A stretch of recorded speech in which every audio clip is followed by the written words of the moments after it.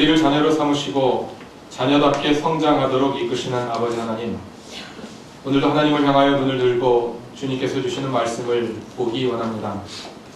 우리에게 보여주시고 가르쳐 주시고 우리가 그 말씀을 따라 성장하도록 이끌어 주옵소서.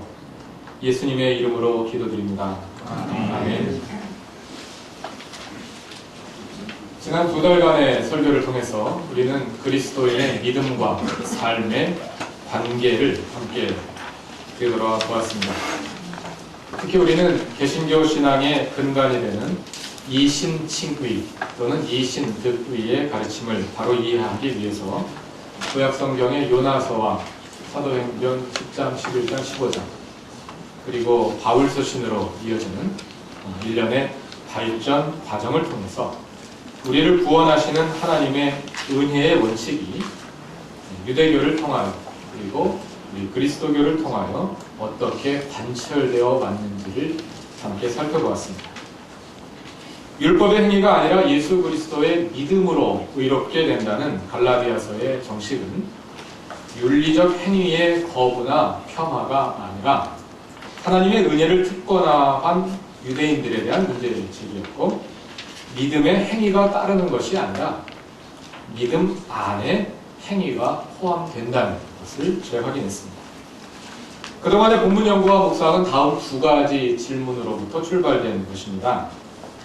한국교회는 그토록 복음을 강조하는데 왜 교회에 오래 다닐수록 더 완고한 율법주의자가 되는가?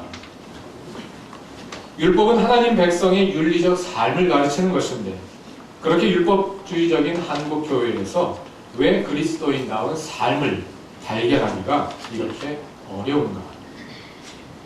2달간 설교를 그 질문들에 대한 답으로 다시 정리해보자면, 첫 번째 문제의 원인은 믿음과 행위의 분리에서 찾을 수 있을 것입니다.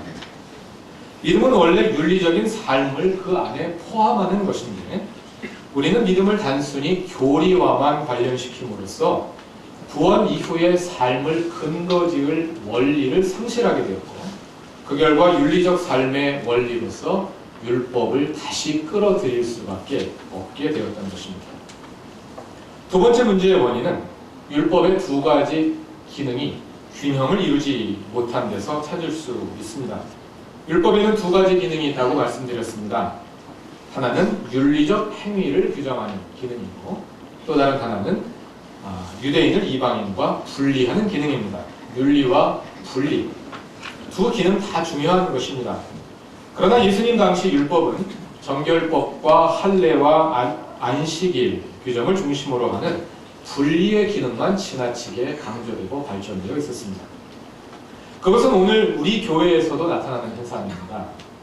한국교회의 모든 관심은 기독교와 비기독교를 분리하는 데 집중되어 있습니다. 주의를 성수하고 교회 봉사에 힘쓰고 열심히 전도하는 것, 전부 다 강한 분리의 기초에 있는 겁니다. 반면에 이 세상에서 어떻게 그리스도인답게 살아갈지에 대해서는 그만큼 고민하지 않습니다. 분리만 살아있고 윤리는 약화되어 버렸습니다. 이러한 요소들이 함께 작용하여 결과적으로 복음을 내세우지만 실상은 매우 율법적인 교회, 율법적이면서도 그리스도인다운 삶은 없는 이런 모순적인 현실을 만들어내고 있는 것입니다. 지금은 복음으로 돌아가야 할 때입니다. 복음으로 돌아가서 믿음의 참된 의미를 이해하고 그 믿음이 깊이를 더해 성숙하고 성장하기를 추구해야 할 때입니다. 첫 주 설교를 기억하실지 모르겠습니다. 그때 약속드리기로 첫 2달 동안은 대신방을 통해서 성도들의 이야기를 귀담아 듣고 3월부터 구체적인 계획들을 세워서 실행해 나가겠다, 이런 말씀을 드렸습니다. 그래서 지난 2달 동안 성도들로부터 듣고 또 운영위원회의 심층적인 분석을 통해서 또 배우고 이런 과정을 통해서 우리 교회 성도들 사이에 신앙의 성장과 성숙에 대한 깊은 기대가 자리 잡고 있다는 것을 알게 되었습니다. 그래서 신앙 성장을 우리 교회의 여러 가지 일들 가운데 우선적인 목표로 삼아야 되겠다 하고 방향을 정하게 되었습니다. 그래서 첫 주에 말씀드렸던 그것은 첫 주에 말씀드렸던 올해 우리 교회 표어와 같은 것입니다. 우리의 표어를 복음의 샘물을 깃는 교회 이렇게 정했고, 그 첫 번째 목회 중점으로 말씀의 깊은 샘을 파는 교회 이렇게 제시했습니다. 말씀의 연구를 통해 복음의 진수를 깨닫고 그 복음이 우리 마음과 삶의 깊은 곳에 자리 잡아서 우리의 신앙을 성장시키게 하는 것입니다. 그러한 방향을 따라서 이번 주부터 하나씩 구체적인 실천을 해 나가려고 합니다. 첫 번째로 하려는 일은 주일 설교와 오후 성경 공부를 연계하여 말씀의 깊은 샘을 파는 것입니다. 이번 주부터 주일 예배에서는 누가복음을 차례대로 강의해 나갈 계획이고, 동일한 본문으로 오후 성경 공부를 병행해 나가려고 합니다. 오늘은 그 첫 시간으로 누가복음 1장 1절부터 4절까지 말씀을 살펴보려고 합니다. 본문은 누가복음의 서문에 해당합니다. 그중 1절부터 3절까지는 누가복음의 저술 과정을 소상하게 보여주는데, 이를 통해서 공관복음서의 저술과 편집 과정에 대한 중요한 정보들을 얻어낼 수 있기 때문에 성서학적으로 매우 중요하게 다루어지는 본문입니다. 따라서 기회가 될 때, 그리고 필요할 때 1절부터 3절까지는 따로 떼어서 다루기로 하고, 오늘은 4절 말씀에 먼저 주목해보고자 합니다. 4절에는 누가복음의 저술 목적이 기술되어 있습니다. 누가복음 1장 4절 말씀을 다 같이 읽어보겠습니다. 이리하여 각하께서 이미 배우신 일들이 확실한 사실임을 아시게 되기를 바라는 바입니다. 여기서 각하란 누가복음의 수신자로 설정된 데오빌로 각하를 말합니다. 따라서 각하라는 말은 누가복음의 독자들을 대표하는, 그 각하는 누가복음의 독자들을 대표하는 인물이므로 여기서는 그냥 독자들이 또는 여러분들이 이렇게 바꾸어서 읽어도 좋겠습니다. 누가복음을 기록한 목적은 여러분이 이미 배우신 일들이 확실한 사실임을 아시게 하기 위함입니다. 우리가 지금 읽은 세 번역대로 하자면 누가복음의 저술 목적은 독자들이 지금까지 배워온 내용이 거짓이 아니라 확실한 사실임을 입증하기 위한 것입니다. 그렇게 볼 때 누가는 오늘날의 실증주의 역사가에 가까운 사람이 됩니다. 그러나 4절에 들어있는 사실이라는 말은 세 번역이 본문을 의역하면서 첨가한 것입니다. 원문에는 사실이라는 말이 없습니다. 그 점에서는 개역개정판이 원문에 좀 더 가깝습니다. 개역개정판은 이는 각하가 알고 있는 바를 더 확실하게 하려 함이로라. 비슷하게 들립니다. 세 번역은 이는 각하께서 이미 배우신 일들이 확실한 사실임을 아시게 되기를 바라는 것입니다. 개역개정판에는 이는 각하가 알고 있는 바를 더 확실하게 하려 함이로라. 사실이라는 말이 들어가고 안 들어가고 그 차이입니다. 그러나 여기에는 큰 차이가 그 뉘앙스에서 나타날 수 있습니다. 확실하게 한다는 점에서는 같은데, 누가가 확실하게 하려는 내용은 그 전달되는 내용 그 자체를 확실하게 하려는 것이 아니라 그 내용이 독자들 속에 들어가서 독자들 속에서 우리 속에서 확실하게 세워지기를 바라는 것입니다. 누가복음에 전달하는 내용이 있습니다. 우리가 교회를 통하여 배우는, 가르침받는 내용이 있습니다. 이 내용이 우리 안으로 들어옵니다. 누가가 확실하게 만들려는 것은 이 밖에 있는 이 내용이 확실한 사실이라는 입증하는 여기에 목표가 있는 것이 아니라 이 말씀이 우리 속에 들어와서 우리 안에서 확실하게 되기를 바란다는 이야기입니다. 큰 차이가 있죠? 사실과 객관성을 입증하는 것보다 그거는 사실 매우 현대적인, 매우 유식한 용어를 쓰자면 모던적인 그러한 관심사입니다. 사실성과 객관성을 입증하는 것보다 더 중요한 것은 그 말씀이 우리 속에서 살아서 역사해서 우리의 믿음을 굳게 세우고 우리의 신앙을 성장하게 하는 것입니다. 그런 점에서 누가는 역사가이기에 앞서서 설교자이며 목회자입니다. 역사가의 관심으로 썼다기보다는 그거보다 더 앞선 것이 설교자이자 목회자의 관심으로 누가복음을 기록하는 것입니다. 그런 누가의 관심을 보여주는 것 하나가 믿음이라는 주제입니다. 누가복음을 읽다 보면 믿음이 크기에 따라 구별되는 것으로 큰 믿음, 작은 믿음이 있습니다. 그리고 그 믿음 사이에 성장이 이루어지는 것을 볼 수가 있습니다. 누가복음 7장 9절에서 예수는 가버나움의 백부장을 칭찬하려, 누가복음 7장 9절입니다. 이스라엘 중에서도 그렇게 큰 믿음을 만나보지 못했다, 이렇게 말씀하십니다. 큰 믿음이라고 말씀하시죠. 또 누가복음 12장 38절에는 제자들에게 믿음이 작은 자들이다, 이렇게 말씀하십니다. 그래서 누가복음 17장 5절에 보면 제자들이 예수께 우리의 믿음을 키워주십시오, 이렇게 부탁합니다. 그러자 예수님은 제자들을 향하여 너희에게 겨자씨 한 알만한 믿음이라도 있으면 이 뽕나무더러 뽑혀서 바다에 심기어라 하면 그대로 될 것이다, 이렇게 말씀하십니다. 믿음이 크기가 있는 것처럼 서술되고 있는 것입니다.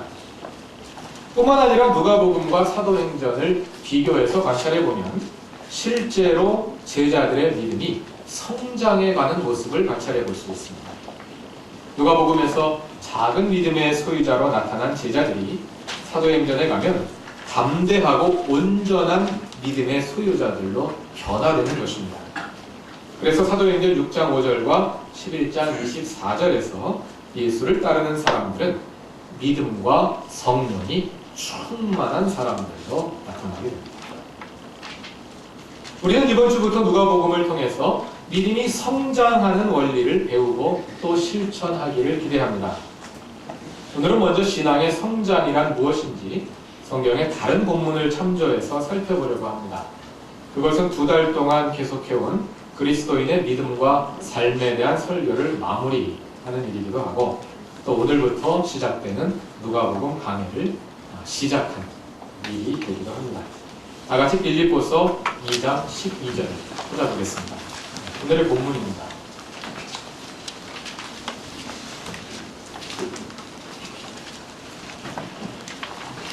빌립보서 2장 12절을 다같이 읽겠습니다.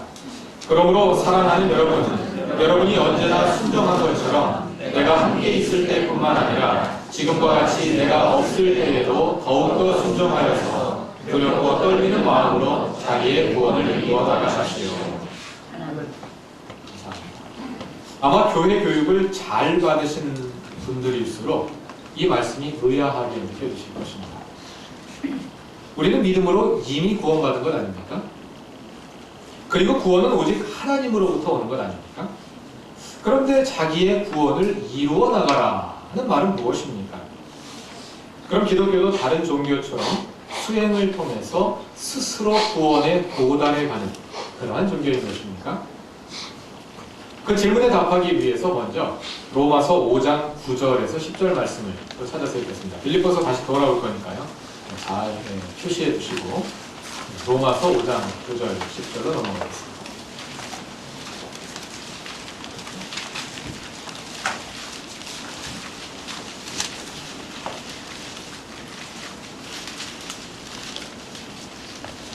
로마서 5장 9절을 제가 읽어보겠습니다.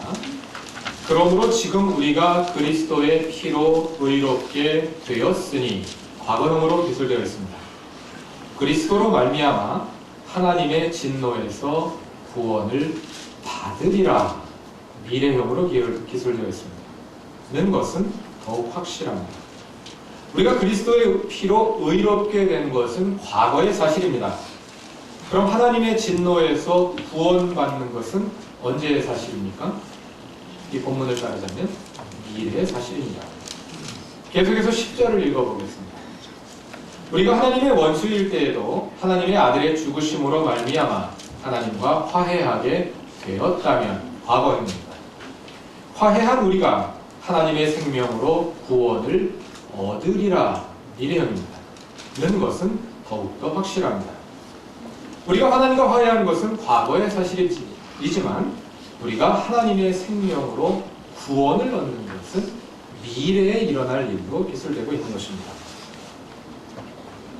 신약성경을 읽어보면 우리가 이미 구원을 받았다 이렇게 과거형으로 말하는 것이 있는가 하면 이 본문처럼 앞으로 구원을 받을 것이다 이렇게 미래형으로 말하는 본문도 있습니다. 우리의 구원에는 이런 양면성이 있습니다. 여러분 구원 받으셨습니까? 네. 제가 이렇게 읽어놓고 질문하니까 참 대답하기가 네, 우리는 구원받은 하나님의 백성들입니다. 그러면 우리 구원받은 백성이니까 지금 천국에 살고 있어야 하는 거 아닙니까? 구원받았으니까. 그러나 우리는 여전히 이 땅에서 죄악된 육체적 본성을 가지고 하나님의 뜻에 온전히 순종하여 구원받은 완전한 자유를 가지고 살아가는 것이 아니라 여전히 우리의 욕심과 씨름하면서 구원받지 못한 모습으로 살아가고 있지 않습니까?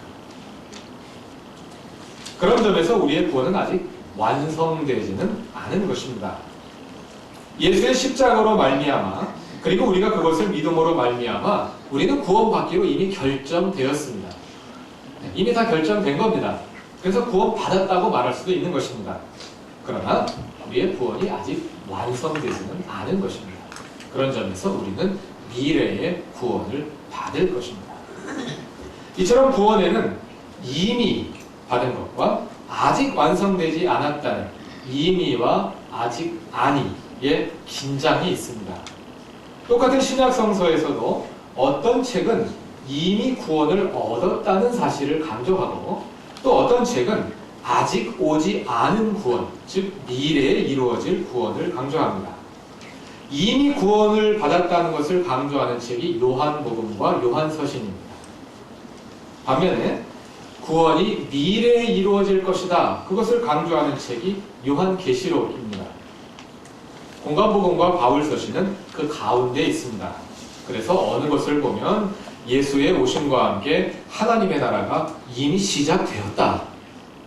이렇게 말하는 본문도 있고 또 어느 것을 보면 구원이 미래에 이루어질 것이라고 말씀하는 그런 본문도 있습니다. 이미와 아직 아니의 종말론적인 긴장이 나타나고 있는 것입니다. 빌립보서 2장의 말씀도 그러한 종말론적인 긴장 속에서 읽어야 합니다. 다시 빌립보서 2장 12절로 돌아갑니다. 두렵고 떨리는 마음으로 자기의 구원을 이루어 나가십시오. 이 말은 우리의 구원이 아직 완성되지 않은 과도기를 살아가는 우리의 삶이 우리의 구원을 이루어 나가는, 즉 구원의 완성으로 나아가는 신앙 성장의 과정이 되어야 할 것임을 말하고 있습니다.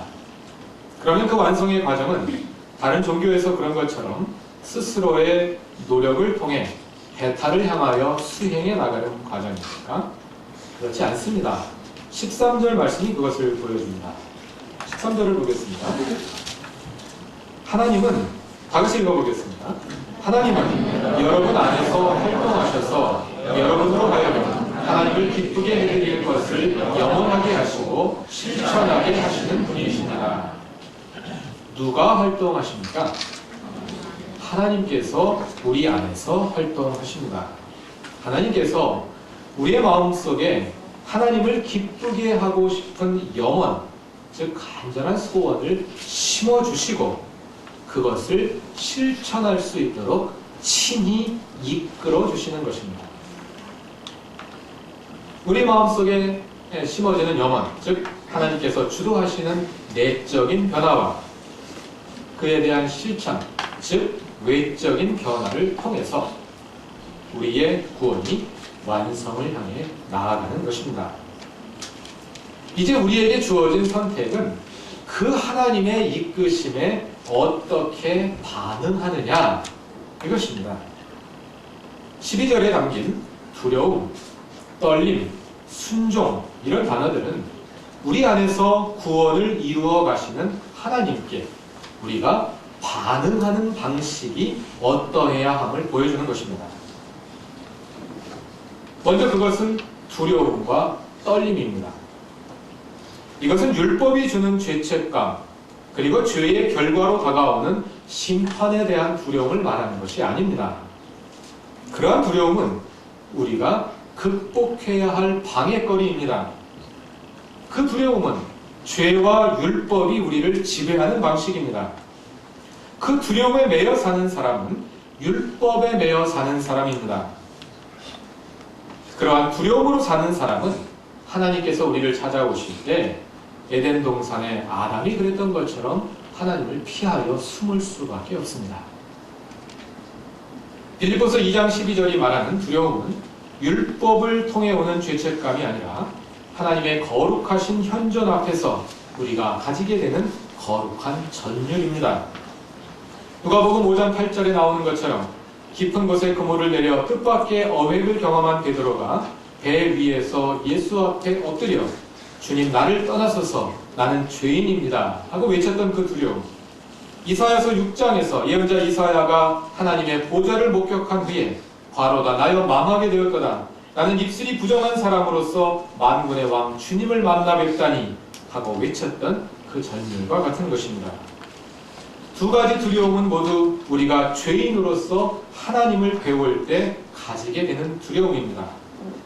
그러나 하나는 그 두려움으로 인해서 우리가 하나님께 나아가는 것을 막는, 하나님께 나아가지 못하도록 막는 율법의 두려움이고, 또 다른 하나는 하나님의 전폭적인 용서를 통하여서 그럼에도 불구하고 우리가 그 두려움으로 하나님의 현존을 체험하게 하는 복음의 두려움입니다.